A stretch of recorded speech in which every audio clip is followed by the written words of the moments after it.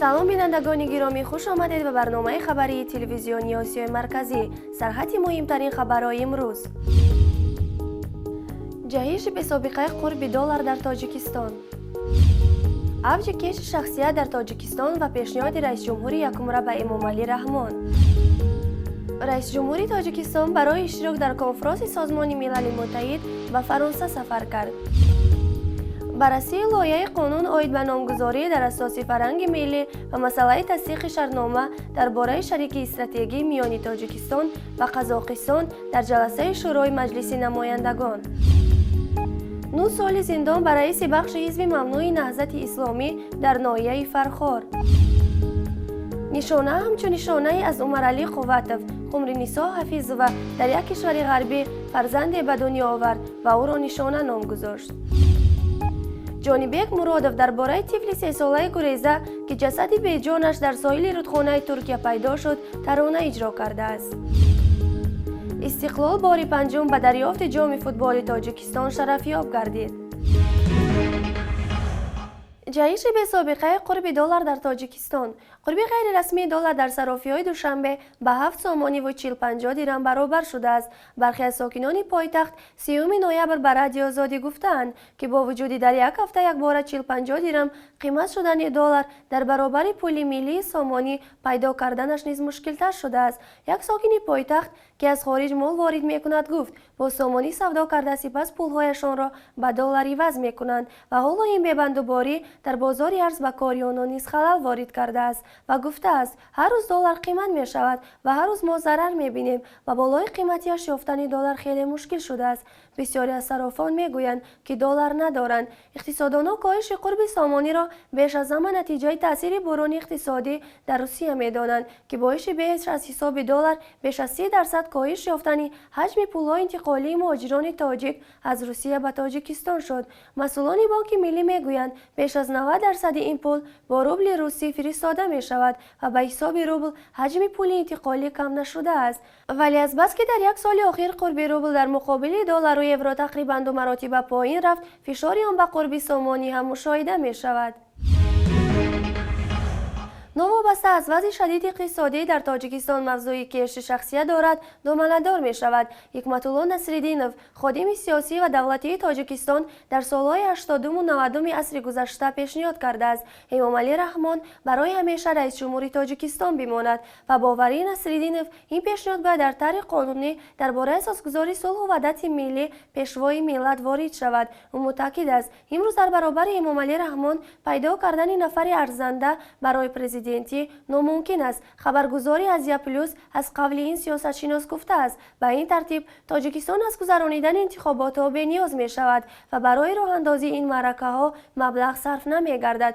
آقای نصرالدینov اوایل ماه سپتامبر در یک مصاحبه با این خبرگزاری پیشنهاد کرد نیم پیکره امامعلی رحمان در دوشنبه گذشته و به او دوباره عنوان قهرمانی تاجیکستان داده می شود. پیشنهاد رئیس جمهور یکمری امامعلی رحمان در حالی است که ماه اپریل سال روان ناصر سلیمی، رهبر دانشگاه دولتی آموزگاری، و خالمحمد سمی، دکان فاکولته روابط بین الخلقی دانشگاه ملی تاجیکستان پیشنهاد کردند امامعلی رحمان عنوان رسمی پیشوای ملی را بگیرد. چند روز قبل حکیم عبدالله راهنما، یک مسئول مرکزی تحقیقات استراتژی، در مطلب تاکید کرد مردم بر رهبری خود همچون به خود بلکه بیشتر از خود باوری و اعتماد دارند. این است ماهیت پیشوای ملت بودن. این است ماهیتی به طور واقعی و به طور کاملا طبیعی پیشوای ملت بودن. او افزود با توجه به این پیشوای ملی بودن رئیس جمهور موضوع سوال و بحث نیست بلکه یک واقعیت تاریخی و یک حالت کاملا طبیعی است.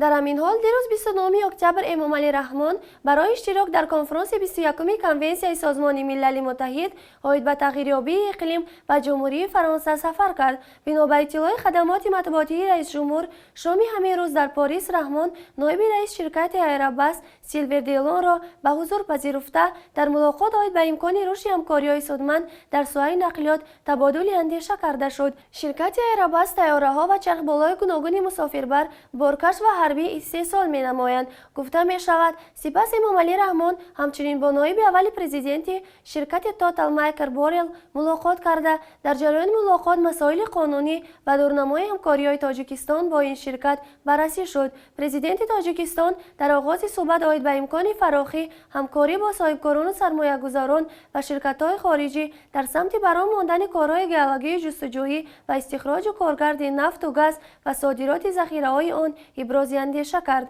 جانب‌ها با در نظر داشت امکانیت‌های مذکور تاکید نمودند که همه این تدبیرها باعث نتیجه‌های مشخص در رشد بخش نفت و گاز تاجیکستان خواهد شد. شورای مجلس نمایندگان تاجیکستان در جلسه نوبتی خود لایحه قانونی بس‌برانگیز درباره بقیه‌گیری دولتی اسناد حالت شهروندی را بررسی نمود که یکی از هدف‌های این طرح نامگذاری در اساس فرهنگ ملی و خودداری از نامگذاری بیگانه گفته می‌شود. هلالبی قربانова رئیس کمیته مجلس نمایندگان آید به مسئله اجتماعی گفته است لایحه مذکور به مقصد مطابق نمودن معیارهای آن و طلبات قانونگذاری معاصر و عهده‌داری‌های بین‌المللی تاجیکستان از بین بردن بعضی نامطابقتی‌های داخلی می باشد و یکی از مقصدهای دیگری تغییر و علاوه‌ها به قانون مذکور را به تنظیم درآوردن نامگذاری و پایه‌های تاریخی و فرهنگی ملی تاجیکی اساس یافته و خودداری نمودن از نامگذاری بیگانه ارزیابی کرده است. قابل ذکر است که در گذشته چنین یک پیشنهاد در جامعه بحث‌های گوناگون را به میان آورده بود. بعضی صاحب‌فکران گفته بودند که حتی بررسی این موضوع کاری پوچ است و پارلمان با پرداختن به این موضوع بی‌صلاحیتی خویش را نمایش می‌دهد. همزمان در جلسه امروزه شورای مجلس نمایندگان مجلس عالی تاجیکستان مسئله تصدیق شرطنامه درباره شریکی استراتژی میان تاجیکستان و قزاقستان بررسی می شود. قابل ذکر است که این شرطنامه 15 سپتامبر ضمن سفر رسمی سرور قزاقستان نورسلطان نظربایف به تاجیکستان به امضا رسیده بود. عین زمان تاجیکستان با روسیه و چین شرطنامه درباره شریکی استراتژی به امضا رسانیده است.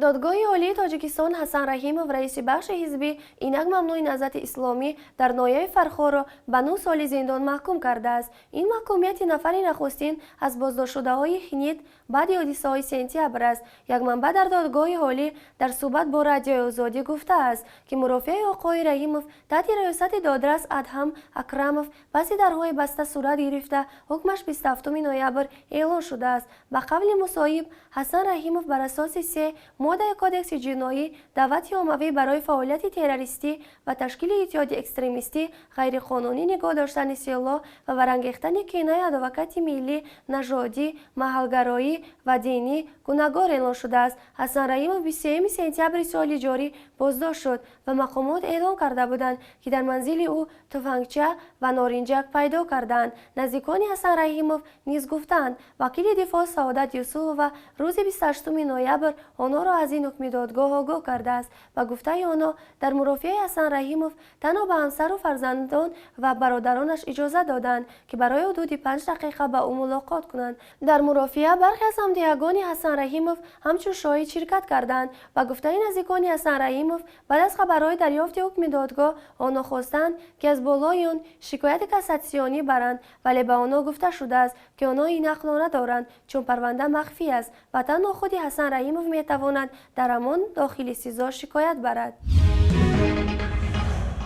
قمرنیسا حفیظ و همسر عمرعلی قوت برابر فقید گروه 24 در زایشگاه یک کشور غربی که بعد از ترور شوهرش به آنجا پناه برده است فرزندی به دنیا آورد و به این طفل خود نشانه نام داده است. قمرنیسا در صحبت با رادیو آزادی گفته است دختر نوزادش با نام نشانی از عمر است که قیمتترین چیز برای وی و فرزندانش مانده رفته است و میگوید در حالت تولد حالتم بسیار بد بود و چند بار میخواستم دست به خودکشی زنم. همیشه زیر نظارت دکتران بودم. در حالت تولد هم مثل روز مرگ شوهرم آه و ناله میکردم چون که این یکمین طفلم بود که بی پدر به دنیا آمد. 5 فرزندم را پدرشان دیده بود خرسندی میکرد، اما این دخترکم هنوز در بدنم از پدر محروم ماند. در ادامه سخنان خود قمرنیسا حفیظ و میگوید نشانه با وزن 2 کیلو و 600 گرم به دنیا آمده است و تولد وی دور از خویش و تبار و دور از وطن برایش مشکل بوده است. نشانه بعد 8 ماه مرگ پدر تولد شد و به گفته خود خانم حفیظова به پدر نصیب نشد که فرزندی ششم خود را ببیند. خانم حفیظova گفت بعد رهایی شوهرش از بازداشت در استانبول او آبستن شده بود و عمر علی هم تولد این کودک را انتظار بود. با گفته وی در روزهایی که برای تولد در زایشگاه به سر میبرد فرزندان وی را در خانه‌اش جمعیت مسلمانان محل زیستشان نگاهوبی میکنند.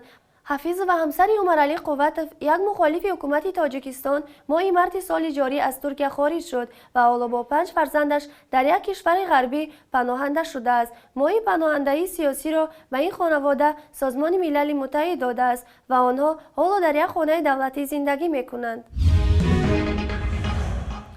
جانبک مرادov خواننده سرشناس پاپ تاجیک درباره آلان کردی طفل 3 ساله گریزه که جسد بیجانش از ساحل رودخانه ترکیه پیدا شد ترانه اجرا کرده است. این سرود اعلان عنوان داشتن متن آن به قلم شاعر آذرخش تعلق دارد و به آن دوران رحمتزاد آهنگ بسته است. ترانه مذکور در صفحه تماشا در یوتیوب روز 28 نوامبر گذاشته شده است و تا زمان نشر این خبر آن 2600 مرتبه تماشا شده است. نوار این ترانه با عکس‌های آلان که تمام اینترنت را تکان داده بود آغاز شده، اما ادامه آن منظره‌های جنگ در سوریه و احوال مردم اذیت کشیده گریزه نشان داده می شود.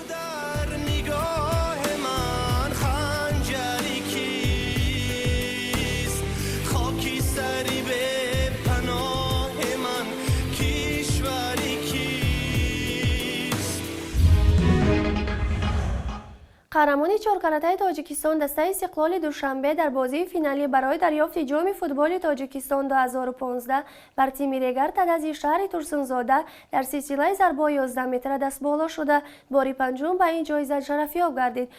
بنا به اطلاع سامانه رسمی فدراسیون فوتبال تاجیکستان در وقت اساسی بازی فینالی حساب گشوده نشده قسم‌های ایلاوگی مساوی 2-2 انجام یافتند و در سلسله ضربه‌های 11 متره دوشنبگی‌ها با حساب 6-5 غالب آمدند. بازی فینالی برای دریافت جام فوتبال تاجیکستان 2015 در ورزشگاه مرکزی جمهوریوی با حضور 3500 نفر مخلصان دایر گردید. نیم حمایتگر دسته استقلال نوریدین دورانوف بازیگر بهترین این واخری دانسته شد. در مراسم تنتنوی جایزه سپاری رئیس کمیته جوانان ورزش و سیاحی نزد حکومت تاجیکستان اتم عبدالله‌زاده و کاپیتان دسته استقلال دلشاد واسیف جام فوتبال تاجیکستان 2015 را تقدیم نمود. بینندگان گرامی این بود چه خبرهای امروز که برایتان پیشکش نمودیم. سعادتمند و پیروز باشید. خدا حافظ.